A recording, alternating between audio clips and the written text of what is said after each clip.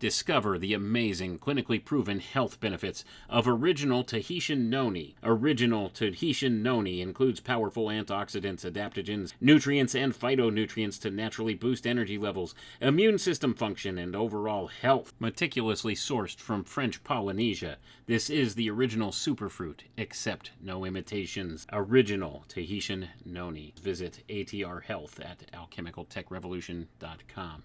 and click on the Shop Here tab for more details. But we can no longer risk emergency improvisation of national defense. We have been compelled to create a permanent armaments industry of vast proportions. In the councils of government, we must guard against the acquisition of unwarranted influence, whether sought or unsought, by the military-industrial complex.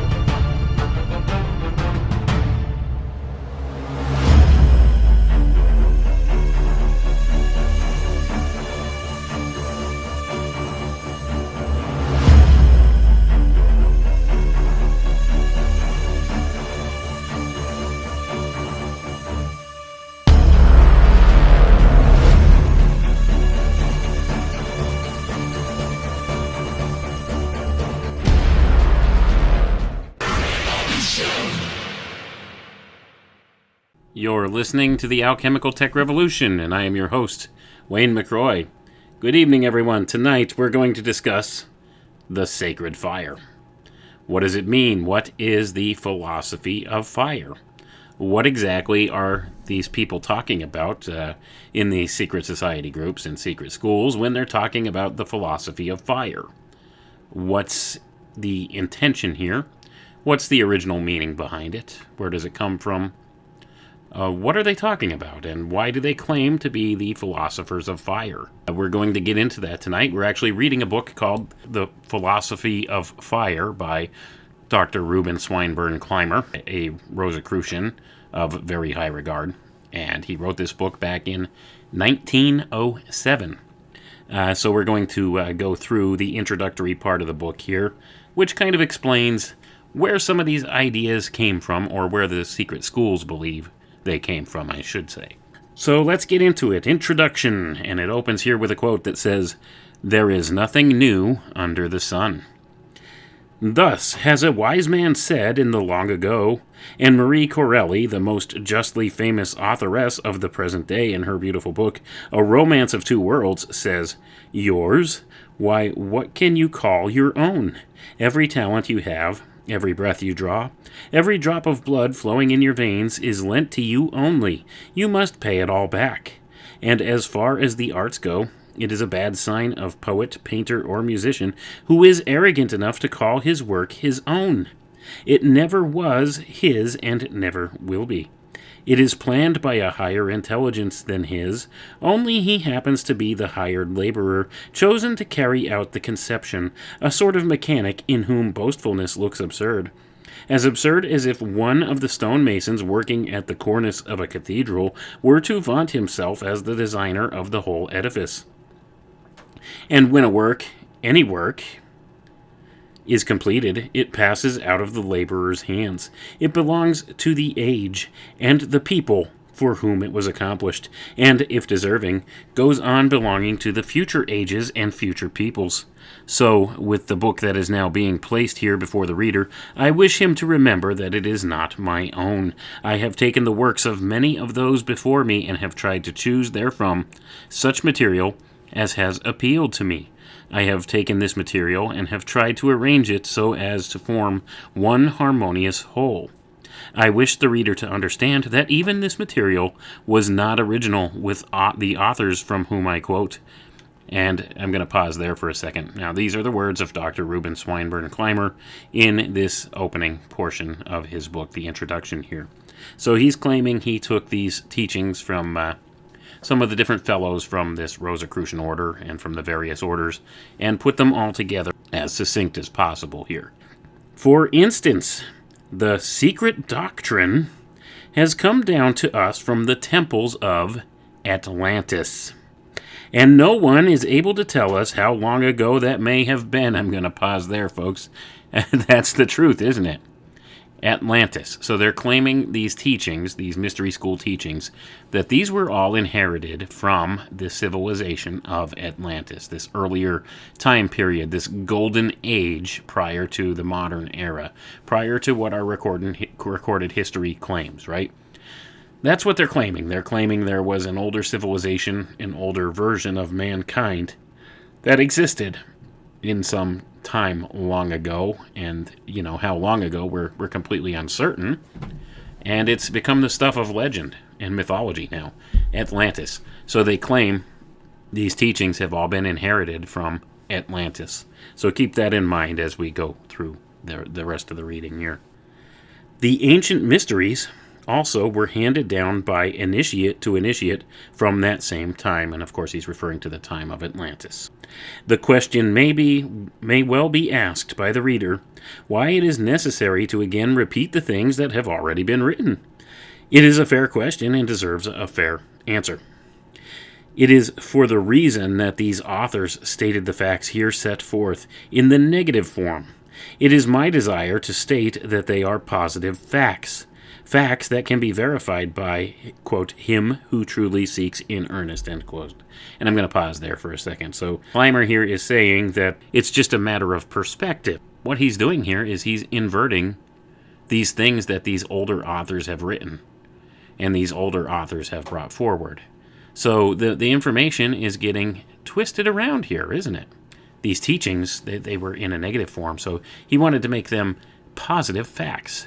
So he's trying to reposition these in a different kind of light for people to see, something he considers positive. And he continues to say, facts that can be verified by him who truly seeks in earnest. And what exactly does that mean when he's quoting him who truly seeks in earnest?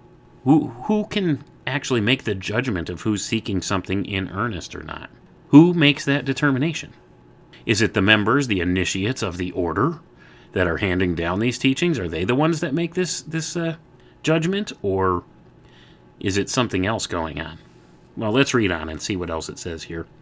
In many cases, these authors state the things that they have read, and not belonging to any fraternity that can give them the positive facts, and not having access to the secret records, are unable to say that these things are true. And I'm going to pause there, folks. Apparently, this guy, though, he had the secret records and is able to say that these things are true, right? Now, he's claiming these people who recorded all of these different teachings down through the ages, well, they were ignorant. They didn't have access to the secret records. But somehow or another, this specific group of Rosicrucians did, that this guy belonged to. Knowing the interest taken in the higher science, occultism, mysticism, and the true initiation, and having the records at my command, which prove that the things herein written are true, is my excuse for the compilation of the present work. And I'm going to pause right there. And that is the height of arrogance and hubris right there, folks. He claims that he has these records at his command, and they prove the things written herein are true. So this is his excuse for compiling this present work, or for actually taking some of the old teachings, putting his own spin on them, and putting them into written form here for posterity and for generations to come of the quote-unquote initiates of the order. He goes on to say here, I do not wish to be accused of plagiarism, and therefore the foregoing. I do not claim that a single line in this book is my own. I claim nothing, but give the credit to those who have gone before me. If you find anything original, give the credit to those who have taught me, and not to me. And I'm going to pause there. Is this some kind of plausible deniability built right into his book, folks? One thing I wish the truly interested reader to remember. Whatever is herein written is absolutely true, and if you are willing to so change your life as to be worthy, there are those who are ever ready to teach you and show you the path that leads to initiation, the finding of the Christ. And I'm going to pause right there, folks. Here it is again. Always, always, always with these secret society groups and these fraternal brotherhood. He's claiming that this is the absolute truth, when in fact, nobody could prove that or know that for certain. Nobody can know for certain that the things being taught within this Rosicrucian brotherhood, within this order, within this book, nobody could say with 100% certainty that every single aspect of it is true. But that's what he's claiming, first and foremost here. But he's also saying here that the only way you'll be able to understand that this is absolutely true is if you're willing to change your life and be worthy of these teachings. So you have to follow the instructions of this order, of this brotherhood, of this secret society group. Only then can you be worthy to understand these mystical secrets. And that's what he's teaching here. Only then can you show that you're worthy to follow the path to initiation. And he equates it here to finding the Christ. And he's talking about a very different Christ than the Christ that's written about in the Holy Bible. History informs us that as soon as mankind recognized the relation between themselves and a creator and acknowledged moral responsibility to a supreme moral government, then religion became a pertinent fact, and systems of religion were introduced whereby, in an objective form, their subjectivity could be outwardly made manifest. And I'm going to pause there for a moment. And I think this is a true statement. The creation of religion was related to this concept, and it was made in objective form of this subjectivity, so that it could outwardly manifest, here in the physical world, that this could be an outward sign that somebody was seeking after this spiritual relationship with their creator. So what's happened here is religious systems came about, and this was a way to objectify a subjective thing. Once again, we see the workings and the trappings of how our quote-unquote modern science works as a factor in this. So this is where the ideas of religion came from. This was an organized structure. This was trying to quantify something that's unquantifiable, objectively measuring something that's subjective and experiential. So this is what religion has done. It's kind of forced this spiritual objective into a little box and made it an outward expression of things, and it shows up as being a ritualistic type thing, doesn't it? The real story is because they wanted the masses to be ignorant of a lot of these things so that they could lord them against them. And that's the truth of the matter, and that's why these secret society groups exist. It's about power. It's about having power over others. That's why they do the things they do. That's why they keep the secrets. So all this information that could be outwardly available to anybody, they've kept hidden for centuries. And it's only, within the past, I'd say, 15 years to 20 years or so, with the advent of the internet, that all of these things have become much more accessible to the common man. Whereas before that time, you had to belong to one of these secret society groups or secret orders in order to get access to a book like this even. And now it's out there in the public domain for anybody to look through. So it's only because of this rise of the internet that we're able to look back at this stuff now and be able to actually study it and understand it. Us being the outsiders, the profane as they call us.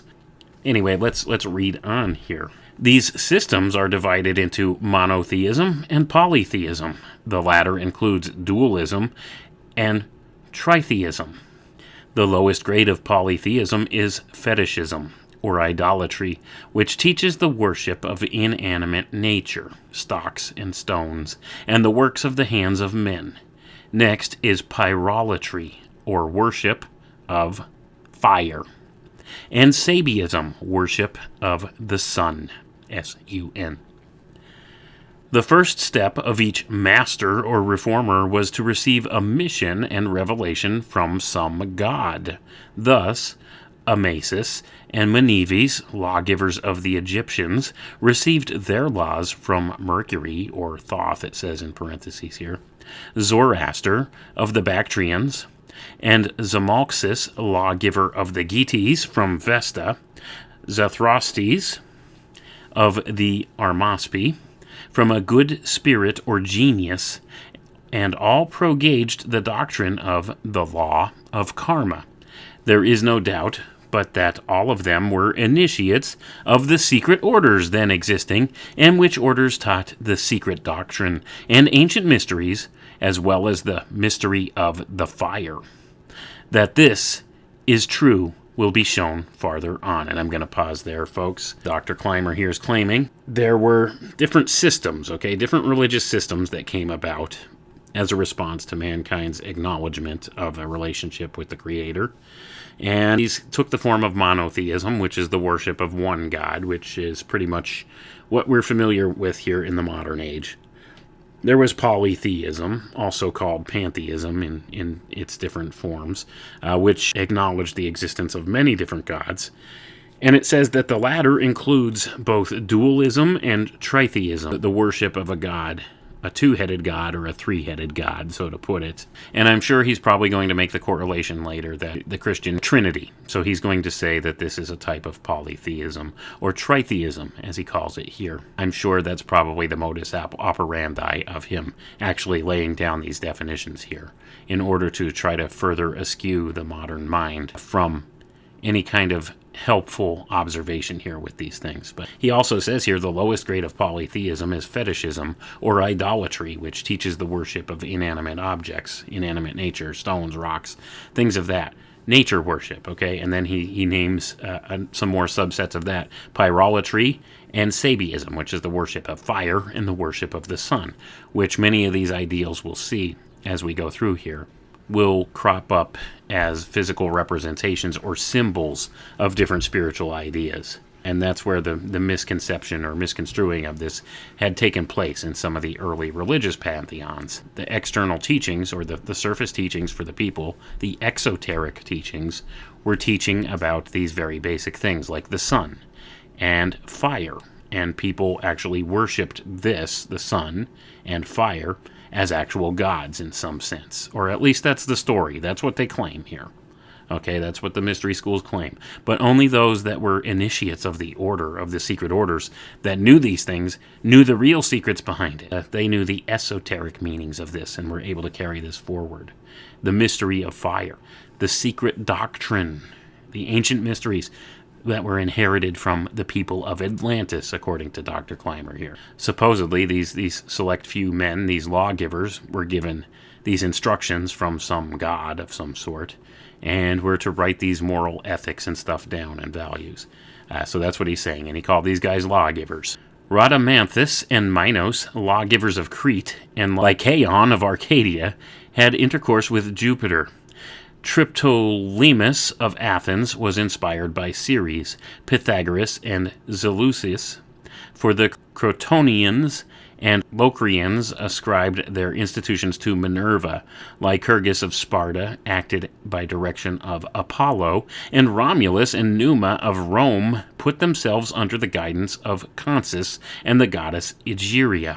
And I'm going to pause there.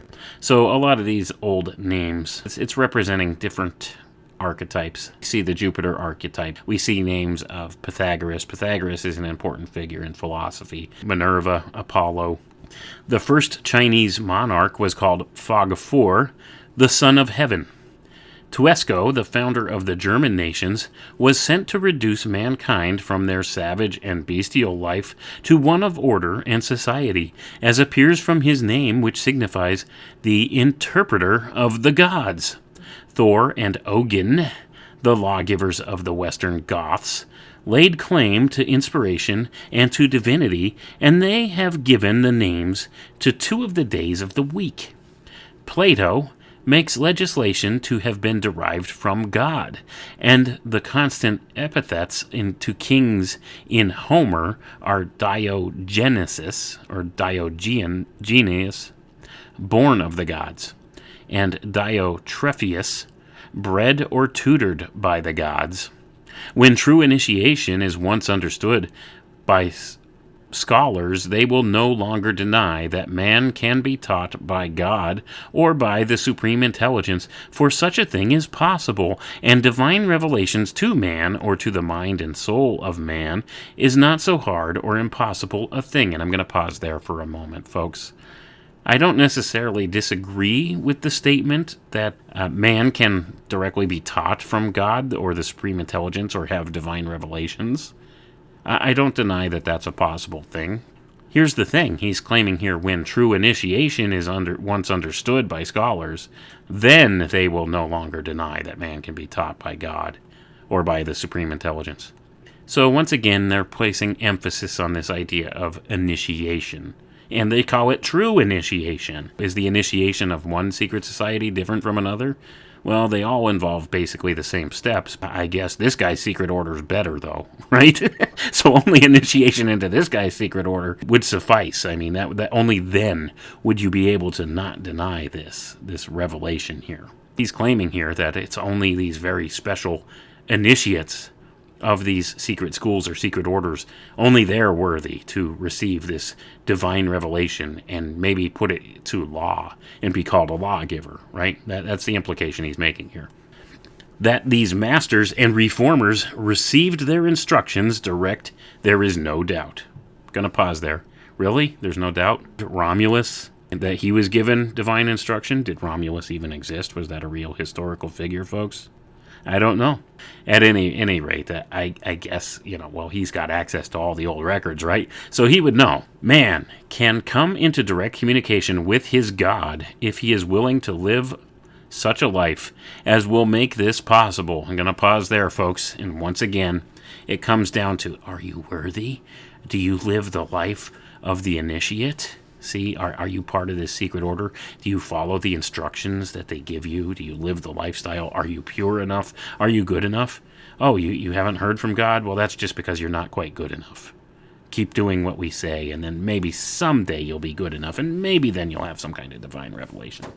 And that's how they operate in these secret society groups. But let's read on. In the following work, both proofs of this fact and instructions are given.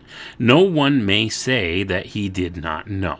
Plutarch, in Isis and Osiris, says, "It was a most ancient opinion, derived as well by lawgivers as divines, that the world was not made by chance, neither did one cause govern all things without opposition. This is the doctrine of Zoroaster, in which were taught two opposite principles by which the world was governed." And I'm going to pause there. And there's the roots of your Hegelian dialectic, folks. It goes all the way back to the teachings of Isis and Osiris, the ancient Egyptian mystery schools, as quoted here from Plutarch. This was the doctrine of Zoroaster. Two opposite principles by which the world was governed. So there it is. It's the opposition, the dualism, all of this stuff. That's a man-made construct, this dualism, this dual aspect. It's the way that they govern. See, that they can't govern or control without this dual mechanism, this duality of sorts. And I don't like the word duality because it's not something that really occurs in the natural world, in nature, does it? Duality. Now, we do see polarity, and that's slightly different, okay? But duality is the man-made concept that uses these opposite polarizations against one another for the purpose of control. Polarity works a little differently than that. The first religion, or mysteries, were those of Atlantis, and known as the Hermetic philosophy. Gonna pause there, folks. These principles are as old as mankind himself. You could only trace them back so far. And what the author here of this book is claiming, and the Rosicrucian Brotherhood is claiming, is that the first religion, or the first mysteries, were those of Atlantis, and we know them now as the Hermetic philosophy. These are the principles on which most of the other alchemical sciences and most of the other teachings of the quote-unquote secret doctrine of the mystery schools are based. They're based upon Hermetic philosophy. So this is actually a well-known thing, Hermetic philosophy. This could be found by anybody who's interested in studying these things. You can understand some basic things by understanding Hermetics, right? But let's continue on here. Later, we have the Oriental mysteries of Isis and Osiris in Egypt. These mysteries are the same as the Hermetic philosophy of Atlantis and are but known under another name. The study of the mysteries of Isis and Osiris will prove to the student that this was a pure fire philosophy, and this is proven in the pages that are to follow. And I'm going to pause there, folks. This is where the idea of the sacred fire comes in. They say, a lot of people have claimed that the mysteries found their perfection in ancient Egypt, that the Egyptian mythos represented the mysteries extremely well as far as the symbolism and everything concerned with it. It encapsulated all the ideas perfectly well. Zoroaster brought these mysteries into Persia, Cadmus and Inachus into Greece at large, Orpheus into Thrace, Melampus into Athens. As these ancient Atlantean mysteries, they should be called, were to Isis and Osiris in Egypt, so they were to Mithras in Asia, in Samothrace to the mother of the gods, in Boeotia to Bacchus, in Cyprus to Venus, in Crete to Jupiter, in Athens to Ceres and Proserpine, in Amphora to Castor and Pollux, in Lamnos to Vulcan. The most noted of these were the Orphic, Bacchic, Eleusinian, Samothracian, Cabiric, and Mithraic. And he's speaking here, folks, of the various mystery schools of antiquity, okay? And what he's telling you here, in no uncertain terms, they all taught the same principles, the same things, under different names. These are all based on the Hermetic philosophy. So if you have a foundation in Hermetic philosophy, you can better understand some of these ancient myths, or myth representations here. It's all based upon these Hermetic principles, which they claim come from Atlantis. I don't know how true that is. I don't think anybody could verify those claims. The important point here is all these different ancient mystery schools, or these ancient mythologies, they all teach the same thing within the esoteric brotherhoods that surround these external religious figures. It was agreed by Origen and Celsus that the mysteries taught the future life, the law of karma, and the law of reincarnation. It was taught that the initiated would be happier than other mortals because they lived so in this world as to learn in the present incarnation what it would take the profane many incarnations to learn. And I'm going to pause there, folks. Once again, they banty about the term the profane. That's how they refer to us. We're the profane. We're not worthy of this knowledge. We're not a member of their big club. They're better than us, blah, blah, blah, yada, yada, yada. Plato taught that it was the design of initiation to restore the soul to that state from whence all fell, as from its native seat of perfection. And I'm going to pause there, folks. And these same people, a lot of these philosophers, Plato and Pythagoras, Aristotle, and all of these other philosophers of those times, they would claim that there was no sin that caused separation between man and God, that this was not a thing. But in the same token here, that's exactly what they're teaching. It says that initiation is the restoration of the soul to that state from whence all fell. So it's referring back to the fall recorded in the Garden of Eden, back in the story in the Bible, the fall of mankind, right? Teachers in these secret society groups, well, they teach that that's nonsense, that there was no first cause or no fall, per se. Here, he's telling you something different. He's telling you initiation is the thing that will restore your soul. This is your salvation. So that's the claim here. So, if you're a Christian, this is an alternate teaching of salvation. That's what they're trying to convince you. They're trying to convince you only man can save himself through the use of the finding out of this secret knowledge and being initiated into one of these orders. Do you see how they've kind of taken this thing and twisted it? And once again, I will tell people, this is why Christ is a stumbling block for these people, because he made the way for everybody. You don't have to join one of these secret orders or go through their initiation process or anything of the sort to have this salvation. You don't have to do that. Now, maybe there was a time that this had to be a thing. I highly doubt that, though, but this is the kind of power that these people that were at the tops of these mystery schools at the time gave themselves. They gave themselves the power to initiate others and make people believe that they could buy their ticket to heaven by being initiated into these orders. That's what a lot of these secret groups teach. Okay, that you can achieve your own salvation through the perfection of yourself through these different alchemical processes. And Epictetus taught that, thus the mysteries became useful. Thus we seize the true spirit of them when we begin to apprehend that everything therein was instituted by the ancients for instruction and amendment of life. All persons who were candidates for initiation into any of these mysteries were required to produce evidence of their fitness by due inquiry into their previous life and character. And once again, I'm going to pause there as well. This is an important point. Once again, this is another point which really points out that Christ is a stumbling block for these people, because he says, "Come to me how you are." He doesn't require that we prove our fitness, our worthiness to be saved. In fact, it's quite the opposite. He knows we're unworthy, and he took our place in judgment there, and he accepts us how we are at that moment that we seek his salvation. And this is a stumbling block for the secret schools, because it's counter to what they teach.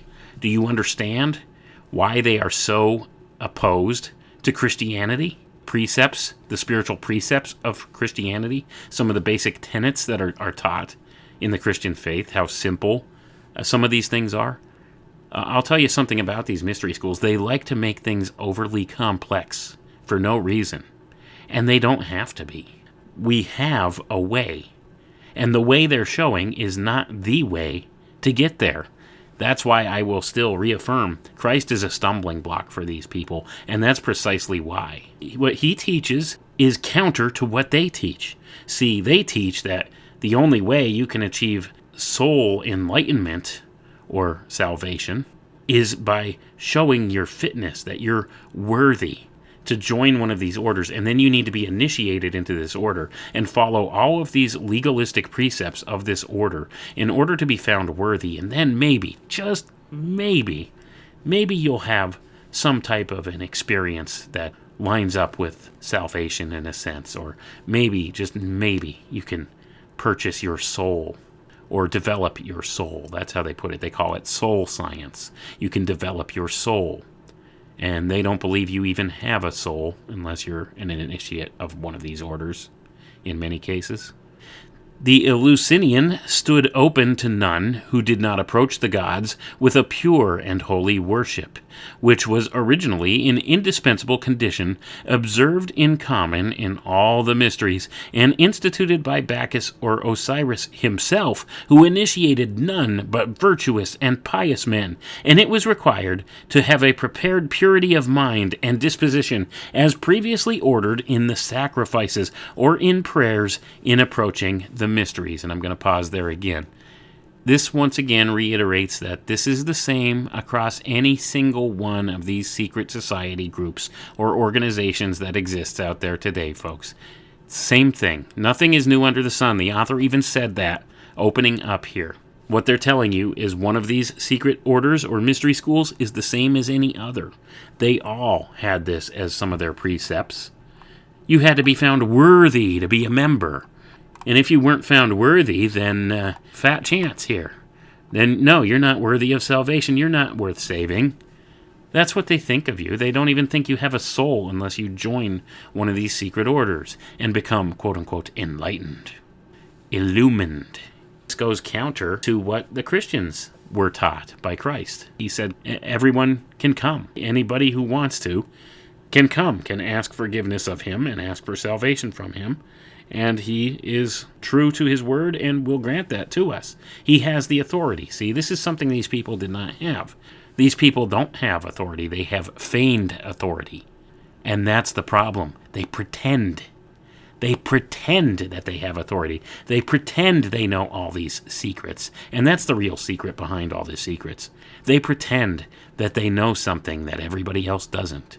That they have this mystical power that nobody else has. And they convince people of this. And, maybe they understand some alchemical sciences and stuff that the average person doesn't and are able to utilize them in certain ways. But that does not constitute what the claim is here. Let the buyer beware. That old adage holds true here with this stuff. But that's why I think it's important that we read and understand these things And we look into these different studies and these different philosophies and teachings that these secret society groups offer, but you have to be able to use your discernment to be able to really separate the wheat from the chaff with this stuff, because they do give you some very good information along with some really poisonous information. That's the dual nature of the beast. And once again, it falls back on that dualism idea that we spoke about here earlier, that they've inferred into everything. Because it's a control mechanism, folks. That's why. It was Max Mueller who wrote that, quote, "In the language of mankind, in which everything new is old and everything old is new, an inexhaustible mine has been discovered for researches of this kind. Language still bears the impress of the earliest thoughts of man. Obliterated, it may be, buried under new thoughts, yet here and there still recoverable in their sharp original outline. The growth of language is continuous, and by continuing our researches backward from the most modern to the most ancient strata, the very elements and roots of human speech have been reached, and with them the elements and roots of human thought. What lies beyond the beginnings of language, however interesting it may be to the physiologist, does not yet belong to the history of man in the true and original sense of that word. Man means thinker, and the first manifestation of thought is speech." End quote. This is called the green language within Freemasonry. It's called twilight language commonly by people that research this topic. It's also been referred to as the language of the birds. It's called etymology, if you want to get to the roots of words, understanding etymology. It's also known by some initiates and practitioners of alchemy as the phonetic Kabbalah. And that's Kabbalah spelled with a C, C-A-B-A-L-A, as opposed to Kabbalah with a K. And there's a differentiation between those two things. And most people are totally unaware that those are separate things, because we see the multiple spellings of the term Kabbalah, and we wonder what's up with that. Well, Kabbalah, when you see it spelled with a C, is referring to this phonetic Kabbalah, and this is an important thing to be able to trace. So when we see differentiations, Kabbalah spelled with a C is derived from the same root word that the word horse comes from in various languages, in like Spanish and some of the other Romance languages, Latin. Kabbalah with a C, think of the horse. This offers the equestrian idea. So when you see reference to this certain patrician or whatever of ancient culture, this important person came from an equestrian family or was of the equestrian class. It's not talking about people that raised horses, folks. It's talking about people who understood phonetic Kabbalah. They understood the secret societies and the mystery school teachings. That's what that's referring to when you see that. It's coded language. Now, Kabbalah spelled with a K, this comes from the Jewish people, means the tradition or something similar to that. So that's what Kabbalah with a K is, and there's a differentiation, and that has more to do with magical systems and things of that nature. And this points on another key aspect of alchemy, too. He says here, the growth of language is continuous, and by continuing our researches backward from the most modern to the most ancient strata, they work backwards in alchemical processes in many ways. They go backwards from the modern and reach back. This is an important element to it. He says the very elements and roots of human speech have been reached through that. So you could trace things backwards. You can know something more about a certain topic or thing simply by tracing the root words backwards. And that's one of the ways that some of these alchemical processes work. Backwards. So think backwards. Start from where you're at now and work back to the source point. He also claims here that man means the thinker, and the first manifestation of thought is speech. But more surprising than the continuity of the growth of language is the continuity in the growth of religion. Of religion, as of language, it may be said that in it everything new is old, and everything old is new, and that there has been no entirely new religion since the beginning of the world. The elements and roots of religion were there as far back as we can trace the history of man, and the history of religion, like the history of language, shows us throughout a succession of new combinations of the same radical elements. In intuition of God, a sense of human weakness and dependence, a belief in the divine government of the world, a distinction between good and evil, and a hope for a better life. These are some of the radical elements of all religions. Though sometimes hidden, they rise again and again to the surface. Though frequently distorted, they tend again and again to their perfect form, though always under another name. It's all the same, only the names have changed. Somebody should write a song that goes like that. It might be a big hit. Anyway, not to get too hung up on that idea, but he's saying here that things get distorted through time, but again and again, at some point, they reach their perfect form, what he's calling a perfect form. St. Augustine himself, in accordance with this idea, said, "What is now called the Christian religion has existed among the ancients, and was not absent from the beginning of the human race, until Christ came in the flesh, from which time the religion which existed already began to be called Christian." End quote. As will be proven in the work now before the reader, that the underlying principles in all true religions or sects is the philosophy of fire. No matter what the system may be, it is always the same. The very foundation of the secret doctrine and the ancient doctrine is the philosophy of fire. And it says here, love. So it's equating fire to love as the philosophy of fire. In the work before the reader, quotations have been made from the secret teachings of the greater sects of the fraternities and orders who were most instrumental in shaping the religious beliefs of the people. The only one not so dealt with is Zoroaster. And I'm going to pause there. Well, isn't that the first guy that you guys seem to attribute everything to? Well, why wouldn't you go back to his teachings, the original teachings? Was he teaching something different than what you guys had brought forward through all these other different fraternities and orders that were instrumental in shaping the religious foundations and beliefs of people? Why would you not do so for Zoroaster? Well, let's read on. Before the time of Zoroaster, the Persians, like the early Egyptians, worshipped in the open air, long after other nations had constructed temples, as they considered the broad expanse of heavens as the sublime covering of temples devoted to the worship of deity. Their places of sacrifice were much like those of the northern nations of Europe, composed of circles of upright stones, rough and unhewn. Stonehenge, people, think of Stonehenge. They abominated images and worshipped the sun and fire as representatives of the omnipresent deity. They were idolaters, folks, according to this. So they worshipped the physical nature around them in place of the deity. This is a type of idolatry. The Jews, even though they did not belong to the inner circle of any order, and thus only followed the exoteric religious ceremonies, were not exempt from the worship of fire, saying God appeared in the cherubim over the gate of Eden as a flaming sword, and to Abraham as flame of fire, to Moses as a fire in the bush at Horeb, and to the whole assembly of the people at Sinai when he descended upon the mountain in fire. Moses himself told them that their God was a consuming fire, which was re-echoed more than once, and thence the Jews were weak enough to worship the material substance in lieu of the invisible and eternal God. And I'm going to pause right there, folks. And this is the heart of anti-Semitism right here. Another way in which the Rosicrucian Brotherhood has very racist type ideologies behind it. Because they're claiming here, the Jews, they were never worthy. They were never part of any inner circle of any of the orders. They didn't understand the mysteries.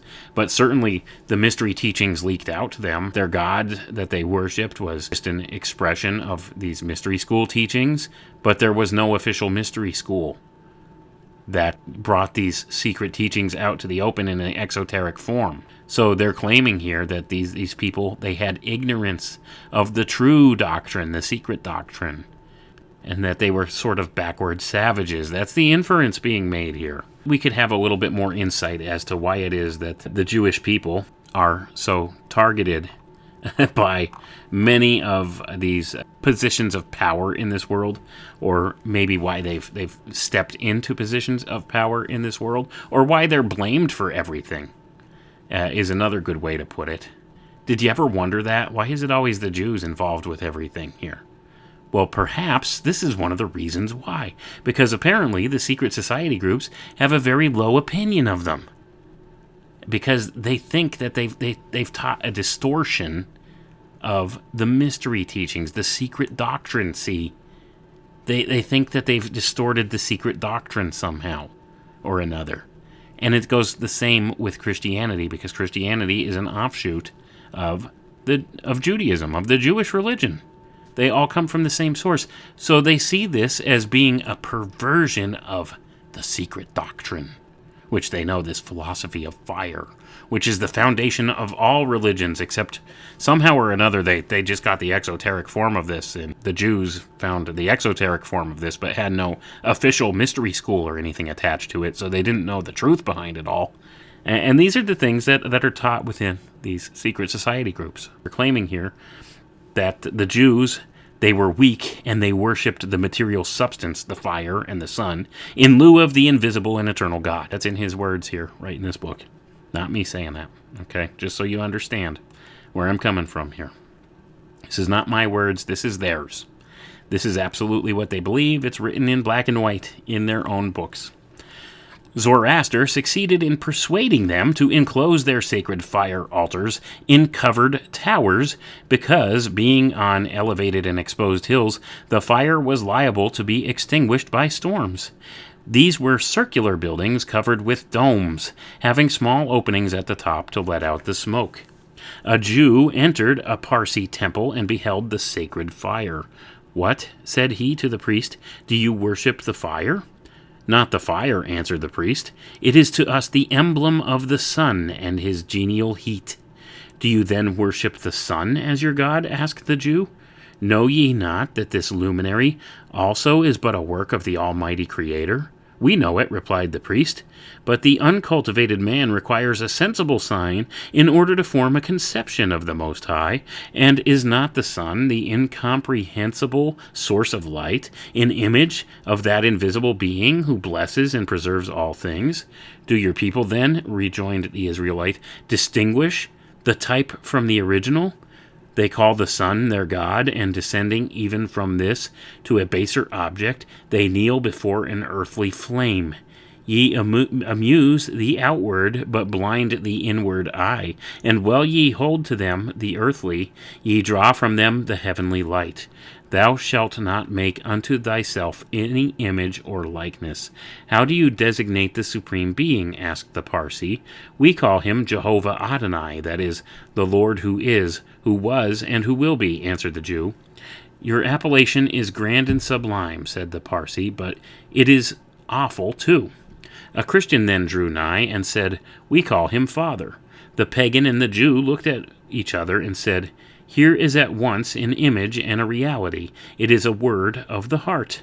Therefore they all raised their eyes to heaven and said with reverence and love, and it says in quotation marks here, fire, "Our Father," and they took each other by the hand, and all three called one another brother.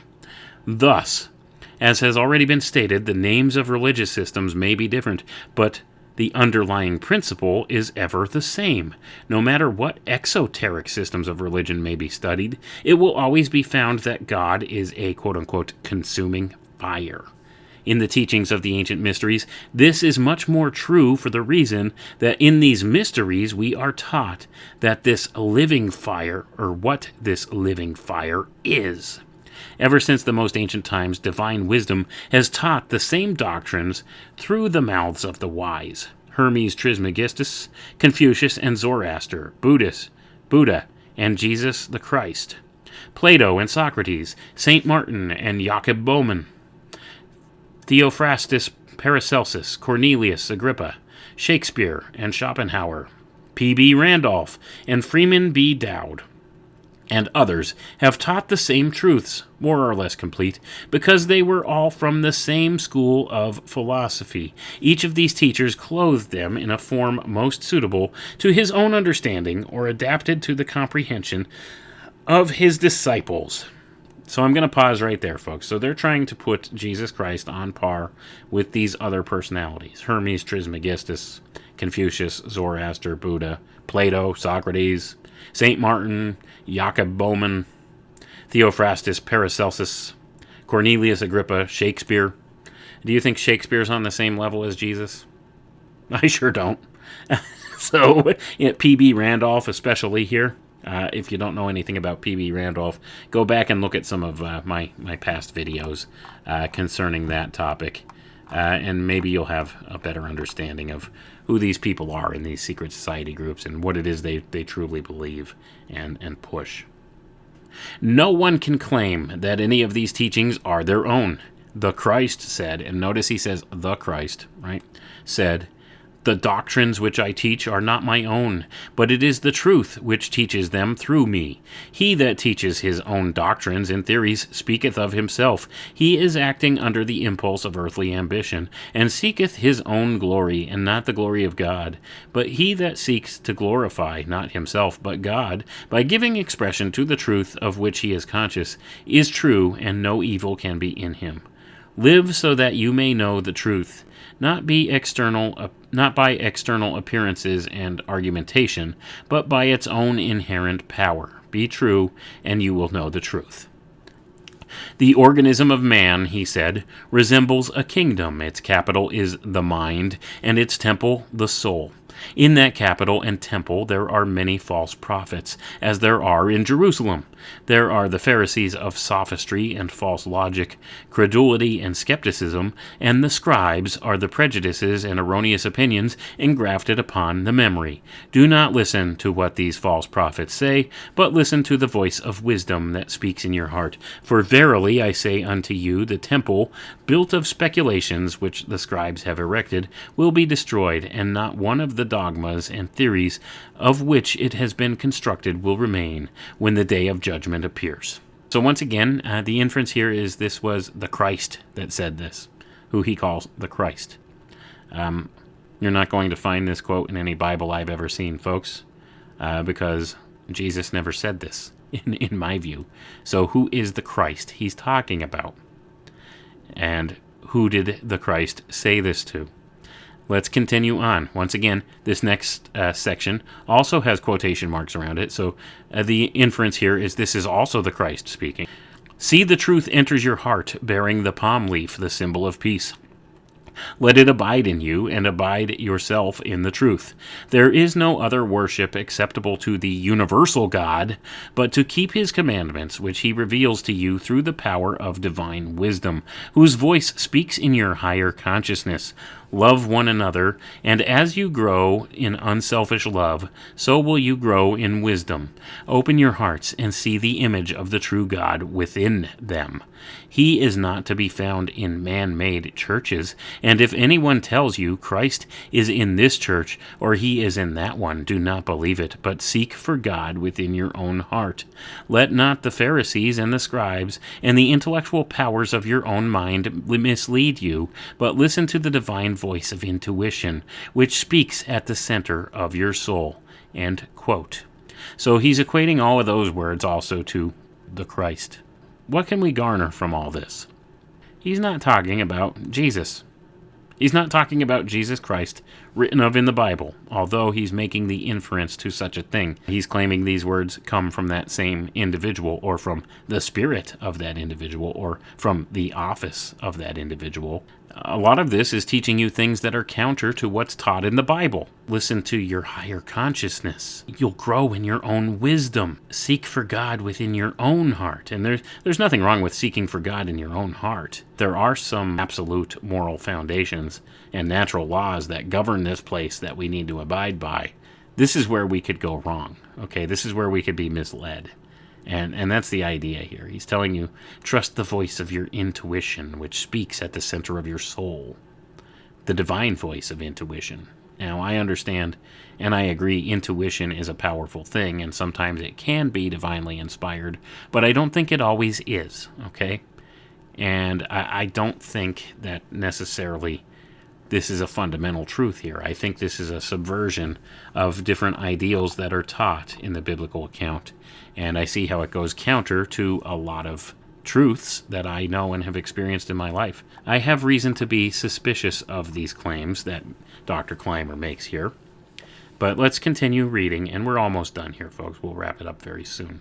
Thus, Christ agrees with the fundamental doctrine of the higher occult science taught by our true fraternities of the present day, i.e., that man is the product of his own thoughts. He is that which he makes himself by the way he thinks and acts, for his external form is nothing but an outward symbol of his internal character, modified by the want of plasticity of the gross matter composing his body, for gross matter is not sufficiently plastic to change in form as rapidly as his thoughts. The matter composing the soul is more plastic. If our thoughts are continually low and vulgar, it will become correspondingly degraded. But if we are continually thinking of a high ideal, our ideal will take form within ourselves. If we are satisfied with a belief in an historical Christ, without seeking to cause or enable a Christ to grow within ourselves, such a belief will not be merely useless, but it will be an impediment in our way to perfection. And I'm going to pause there again, folks.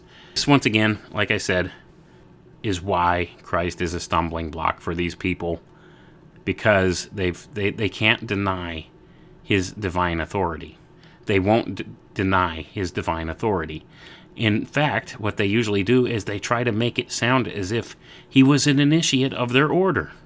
That Christ, when he walked the earth here, well, he was one of their great masters and teachers, one of the greatest there ever was within their particular orders.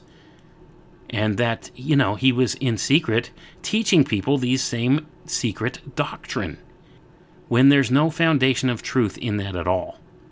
He confounds everything they teach, all right? Everything they teach is the polar opposite of what Christ taught when he walked the earth. And they try, because they cannot deny his divine authority. So they try to make it sound as if he was one of them, okay? And that this is what he really meant. And that, did you not know that he taught this other stuff in secret to only his disciples and his select few initiates in the order? And this is how they try to get around this. But you know what? A lie is a lie is a lie is a lie. Okay? You can't hide the truth for long. All right? And even though these people claim to be the arbiters of truth, what's the purpose of secrets? Why would you keep a secret? If something is true and something is good and something is upright, why would it have to be kept secret? And I don't want to hear the argument of don't cast your pearls before swine bit. That doesn't truly apply to something of this magnitude or importance. Why, if there's some spiritual reality out there that is absolutely fundamental and foundational to being human and having an understanding of who our Creator is and what exactly and who exactly we are in this world, why would this have to be hidden? So that's kind of the argument here with these secret society groups and these quote-unquote mystery schools. It's because they want power themselves. That's what it's about. It's about power and control for themselves. So they want to keep some of these secret doctrines that they talk about hidden from mankind. Some of these old alchemical sciences, these different ways that we could understand fundamentally better the way that nature operates and how some of these forces can be used, how some of these things truly operate. And they obfuscate and they confuse. They're the authors of confusion and deception.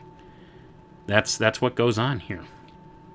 If all these things, all this secret knowledge that they're keeping from us is something good that could affect everybody in a positive way, why do they have to keep it secret? It doesn't make sense. It defies logic to think in that way. And they understand this, and this is why, once again, I'll say Jesus Christ is a stumbling block for them, because he taught the opposite.